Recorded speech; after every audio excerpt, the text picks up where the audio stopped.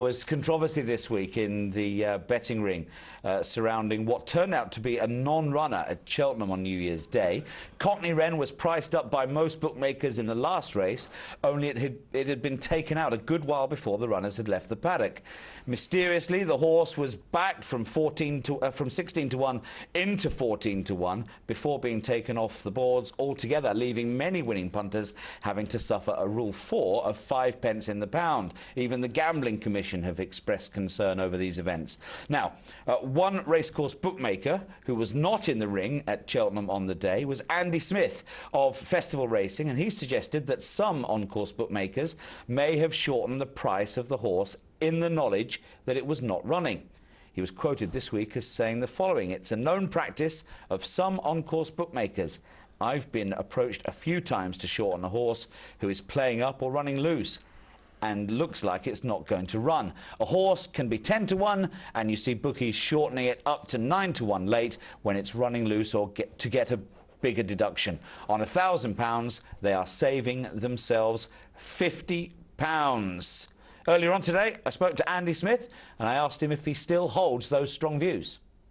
Absolutely, John. Yep, it's people saying it's wrong, it doesn't happen. I know it's happened. It's happened to me in the past. I've seen bookies do it. Horses get loose, and it doesn't matter if it's 9 to 2, for example.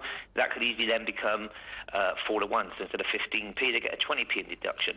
I know it's happened in the past. I think it happens every day off course, and I think on course it does definitely happen. Andy, punters will be choking on their cornflakes hearing that. At best, if you're right, it's a pretty underhand practice, isn't it? I think it's I think it's absolutely scandalous. People are calling me a liar and saying it doesn't happen. I know it happens, all right? Simple as it does happen. Now, I've been a bookmaker. I've held a licence for many a year.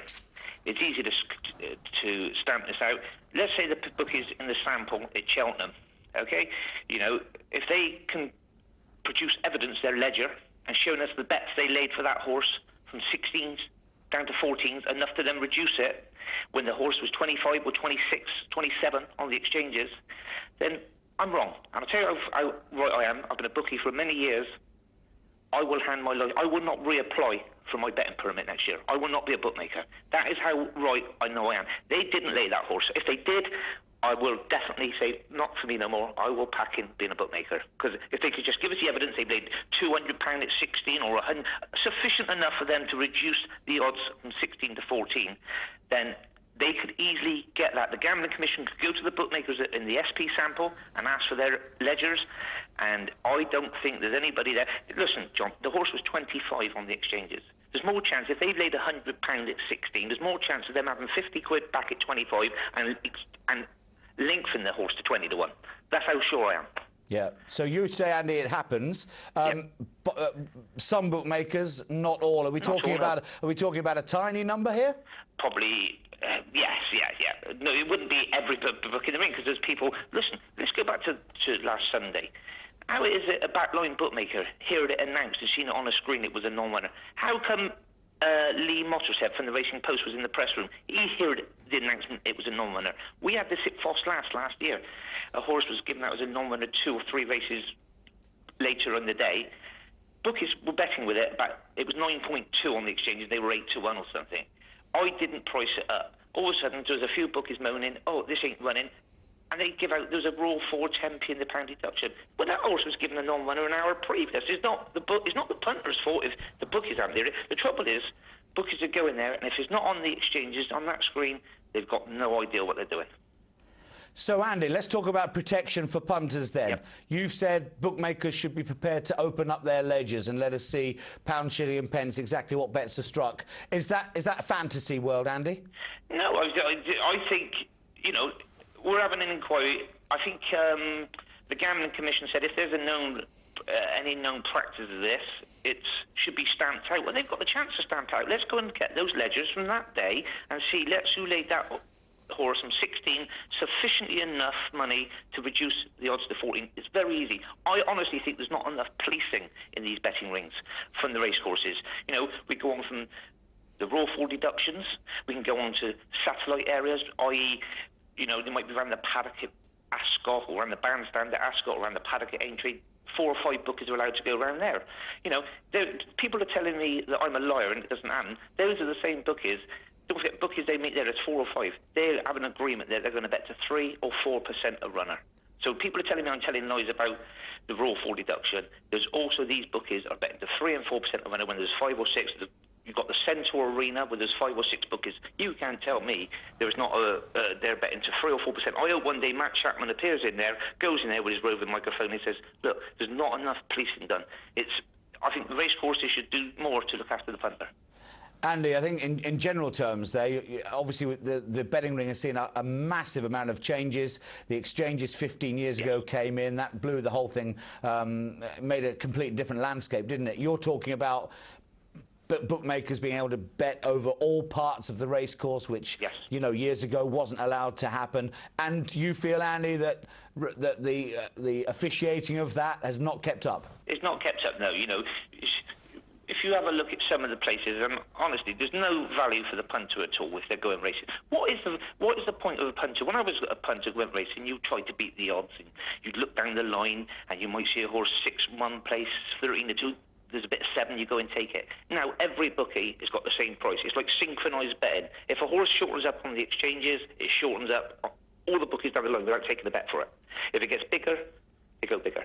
Now, when we're going about the exchanges and horses shortening up, the only time a horse shortens up on course and actually gets bigger on the exchanges is when the big firms are hedging into the market. So it might be 7-1 on the exchanges, the bookie's got 6-1 or 13-2.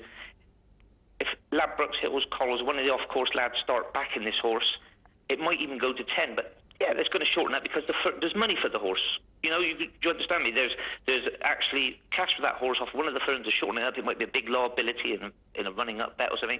So that horse could get bigger on the exchanges, but actually it's getting shorter in the ring because there is money for it. Go back to Cheltenham, there was no money for it. This Rule 4 story from Cheltenham, then, obviously it's a pretty big one, Andy. Is it sort of the icing on the cake in terms of morale for punters that you find in the ring? I mean, how hard a blow do you think this is, or are we blowing it up a little bit too much? It's happening. It's not right. Why should a man have 100, back a horse 100 quid and gets charged a £5 for no right of his own? If it should be placed better. I think that, listen, the Raw 4 is probably out of date now. On the exchanges, they have Raw 4s up to 33-1 or 50-1 even. It might be 1% or 2%.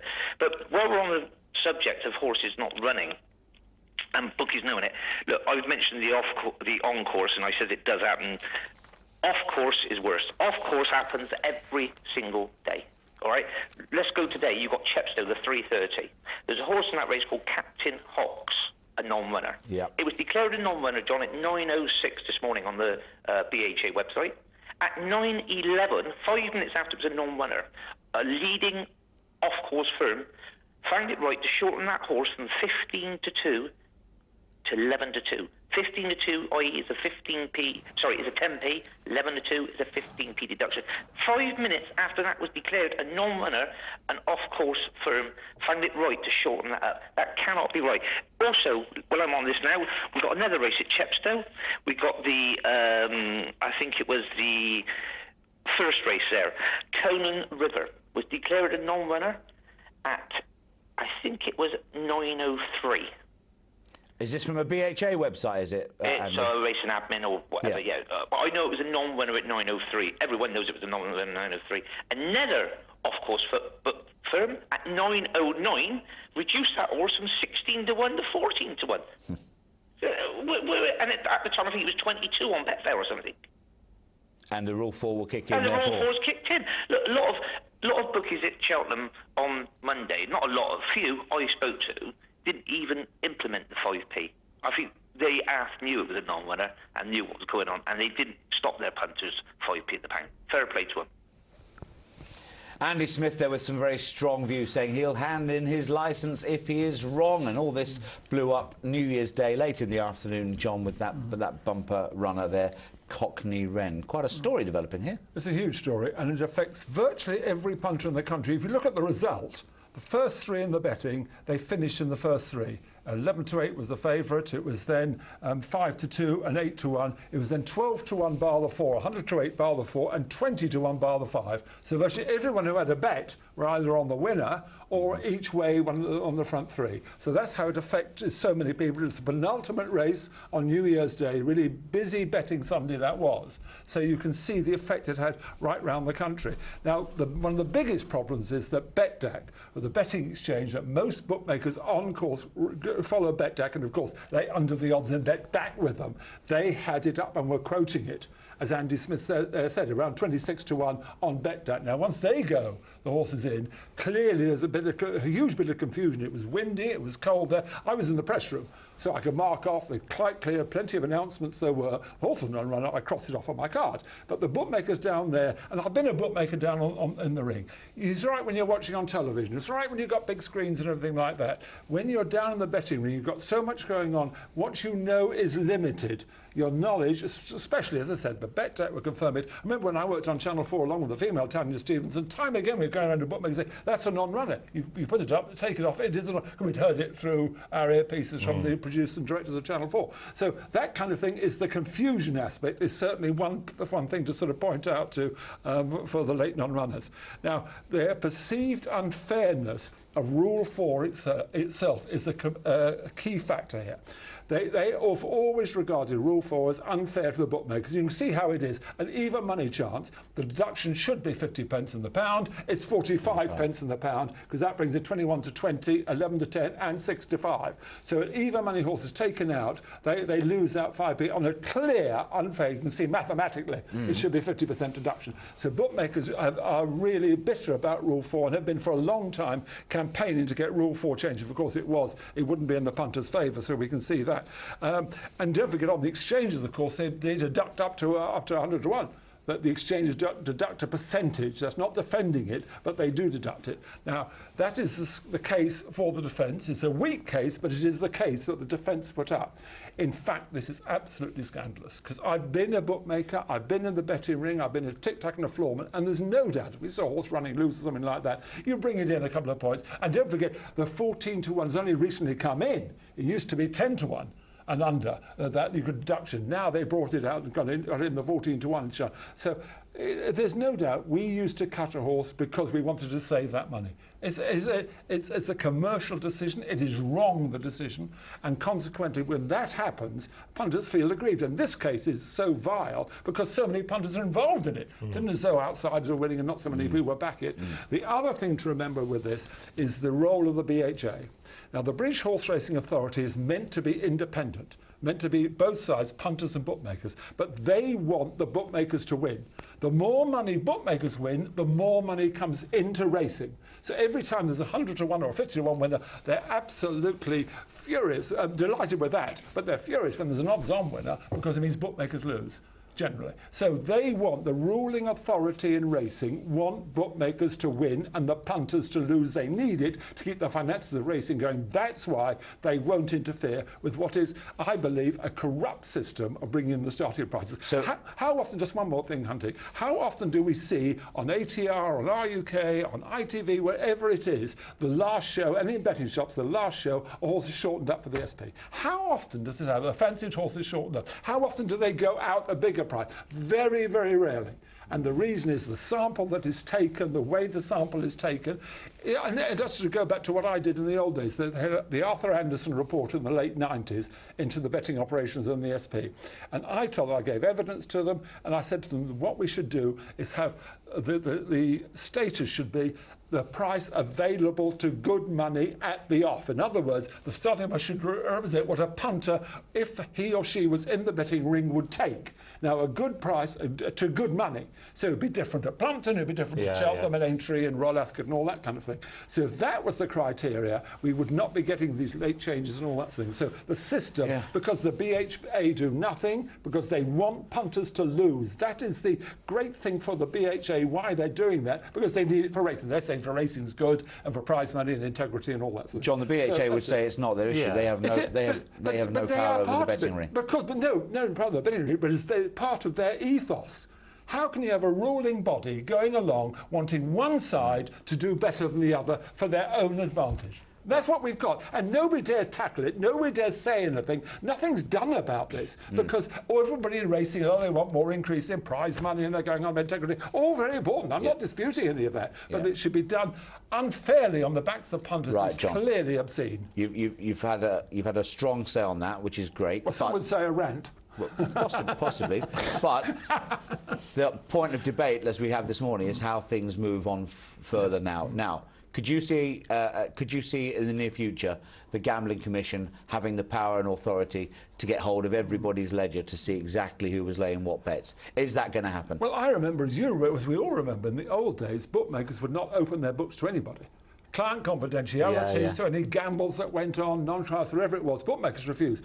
But then along came the exchanges, Betfair especially, opened their books up, and the bookmakers have had to do that. I'm all for transparency. In all walks of life, open it up. Is the public money involved?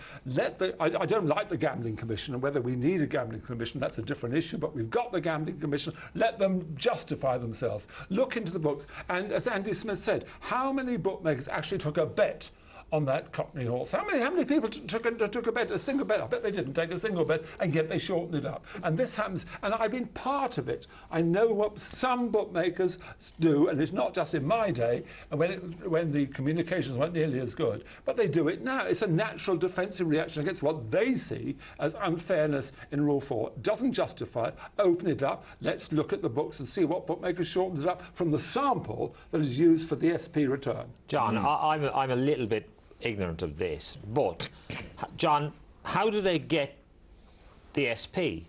Like, is there 15 bookmakers in a ring and they say, right, okay, we're picking you and you, and what price you are, we get the average? Is that how it works? It's the sample what's in. And what I'm saying is that the sample should be not take a sample if it's available to good money. They should place themselves as though they were in the betting ring, represent any punter, man or woman who was in there. What would they take to good money? Not somebody who will lay just a pound or something, a double carpet, 33 to answer your question specifically, as I understand, if there are 10 bookmakers in the sample, then you've got to have 50% of them and the best price is the SP. That's my understanding. But then that's rife for people to walk in with a wad of money to say you've got 10 bookmakers to walk along the line and basically shorten horse for not an awful lot of money, which is affecting betting shops all around the country. If it's a weak ring. And don't forget, some bookmakers naturally, towards the ads, the betting closes and they're going in the stalls or walk in for the start on the tape. They've taken enough money on that, or on the shorter price horses. So horses are shortening up, not to money near the off sometimes, but they shorten up, and the system is so balanced with the samples against the punter to give a better return, and the BHA do nothing about it because they want the bookmakers to win. Bookmakers win racing as they see it, and they're the guardians of racing as they see it. The punters are losing. That is absolutely what they want to go and happen, that bookmakers go and win. But surely, John, that's a little bit unfair on the BHA to say that they're totally ignoring it, because surely they're almost putting everything in place so that racing can actually work. But surely, are they the ones that are supposed to be policing the bookmakers? Well, there's no doubt that they should look after the interests of the punters as well as racing. Now, you can look after the breeders and the owners and all you people, you jockeys and all that. Quite right, I don't object to that. But the punters also deserve to be concerned. But as Matt Chapman said in the ring yesterday, he was going around about this quarter of the odds and all that kind of thing, and some bookmakers going a fifth, and absolutely scandalous. But I was doing it with Tanya Stevenson on Channel 4, going up to bookmakers challenging them. How are you going a fifth the odds? Well, of course, you want to bring people to come. I was always saying, come racing. Everybody, we want people racing. We don't want them in empty race courses. Come racing. Why should they come racing? As Matt Chapman pointed out, the Swami yesterday, why should they come racing and then get better terms off course? Sat at home. It is absolutely so. It's up to racing to bring itself together. I would say to any bookmakers, if you won't go normal off-course terms, quarter the odds, 16-runner handicaps, that whatever it is, you can't bet here. Say you just can't bet here. If you don't like it, off you go. Just don't bet here. But think of the customers. Why should the customers have to pay more to come racing? It's bad. They're expensive enough to come in and to go there. So why don't we look after the customer? Every other business, the customer is king and queen. They're the ones who matter. In racing, it's racing itself that matters, because racing controls itself, controls the money they get in, and they want punters to lose. And this is another example of they just don't care, they don't do anything. But it's whether the Gambling Commission should do it, I don't know. But if I was the racecourse, I'd say any bookmaker, you're not prepared to bet what punters can get off course, not the odd term, some bookmakers 6 or 7 places in the Grand National, not that. But the Grand National is the worst example of the lot. John, don't go to the National. No. Well, there's life in the old dog yet, Nick, isn't there? No, but it gets me so angry that we have got to look after our customers, our clientele, our base, our people who come racing. Why on earth was the horse that was notified as a non-runner, why was everybody not alerted to it at the same time? No, but it comes up. There were messages on the tannoys. You probably heard them. You're working on ITV that day. Certainly in the press room, we certainly heard them. But when you're in the betting ring, it's windy, it's cold, the sound isn't nearly as good. They can look at the sound on. Mick's right. The line of communication it should have been clear. But the trouble is, BetDAC that is the key to it. That BetDAC didn't know for whatever reason. BetDAC were betting, as Andy Smith said, about 26 to 1 against the horse, so it was on their screens. So in other words, there's no reason to take it out. I used to go around and say, "But that thing's a non-runner," because I'd heard it, whatever it is. But I couldn't only a few bookmakers that I do that to. So it is. It's a mixture, sort of. Wasn't it the whole thing? Murphy's law. Everything goes wrong at the same time. The wind, the sound, the BetDAC, all this kind of contributes to what happened. But there's no doubt. Andy Smith is absolutely right. Some bookmakers do take advantage of this because they say Rule 4 is so unfair to them. John, we've got to